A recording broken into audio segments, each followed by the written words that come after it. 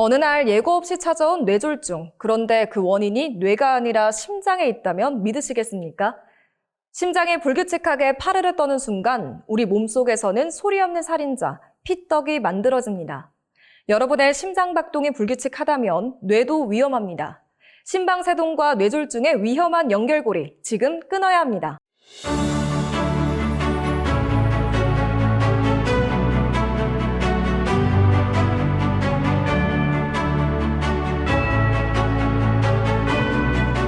안녕하십니까. 기쁨병원 전문의와의 대담 김지은입니다.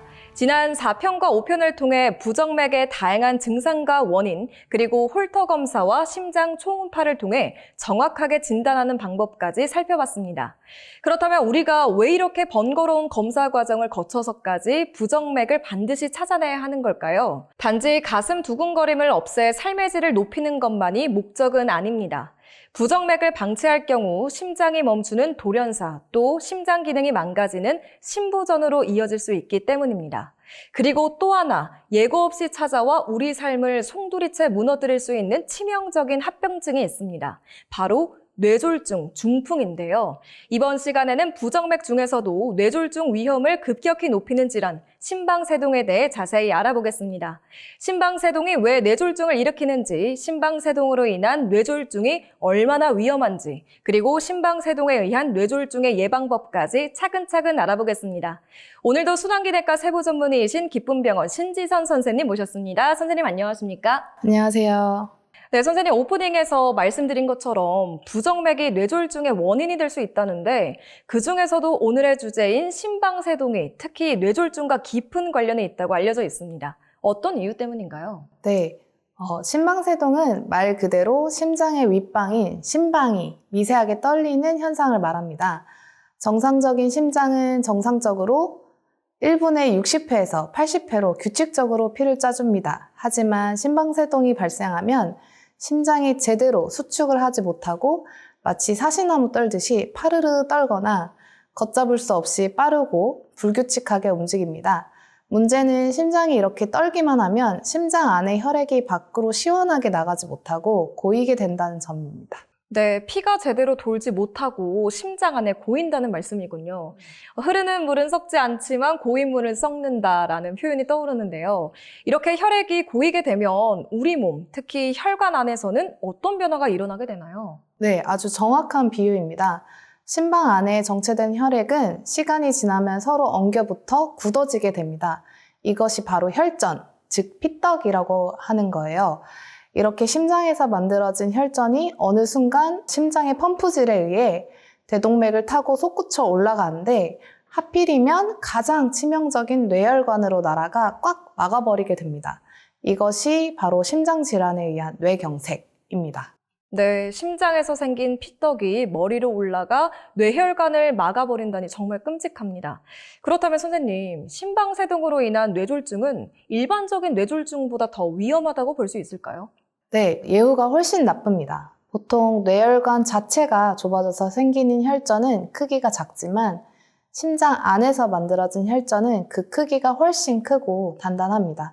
큰 덩어리가 날아가 뇌혈관의 굵은 줄기를 막아버리기 때문에 뇌 손상 범위가 매우 넓고 회복이 어려워 심각한 휴장애를 남기거나 사망률이 높습니다. 따라서 가슴 두근거림이 있다면 이를 단순한 심장 문제로 보지 마시고 뇌를 보호한다는 차원에서 접근을 하셔야 합니다. 그렇다면 뇌를 보호하기 위해서는 어떤 치료가 가장 중요할까요? 혈전이 생기지 않도록 하는 것이 핵심입니다. 과거에는 와파린 같은 약을 썼지만 최근에는 부작용을 줄이고 효과는 높인 노악이라는 항응고제를 주로 처방합니다. 조기에 정확히 진단을 받고 이 약물 치료를 꾸준히 하신다면 뇌졸중의 공포로부터 충분히 벗어나실 수 있습니다. 네, 그리고 선생님, 실제로 환자분들 중에서 안타까운 경우가 치료를 임의로 중단했다가 응급실로 오시는 분들이라고 들었습니다. 그래서 요즘은 가슴 두근거림도 없고 컨디션도 좋은데 약은 이제 그만 먹어도 되지 않나요? 라고 묻는 환자분들께 왜 절대 약을 끊으면 안 되는지 설명 부탁드립니다. 절대로 임의로 약을 끊으시면 안 됩니다. 심방세동은 증상이 있다가도 없을 수 있지만 심장 안에서 혈전이 만들어지는 위험성은 증상 유무와 상관없이 계속 존재할 수 있어요. 그래서 증상이 없다고 약을 끊는 순간 언제 터질지 모르는 시한폭탄의 스위치를 켜는 것과 같습니다. 항고제 복용은 뇌를 지키는 유일한 안전벨트라고 생각하시면 좋을 것 같아요. 반드시 주치의의 처방에 따라 평생 관리를 하셔야 합니다.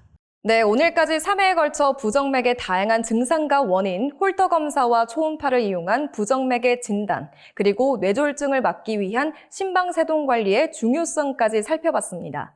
부정맥은 단순한 불편함이 아니라 돌연사와 뇌졸중의 예고편일 수 있습니다. 증상이 의심된다면 망설이지 마시고 보건복지부 인증 의료기관이자 종합병원을 찾아 정확한 진단과 체계적인 관리를 받으시는 것이 심장과 뇌 건강을 동시에 지키는 길입니다. 오늘도 좋은 말씀 주신 신지선 선생님 감사합니다. 감사합니다.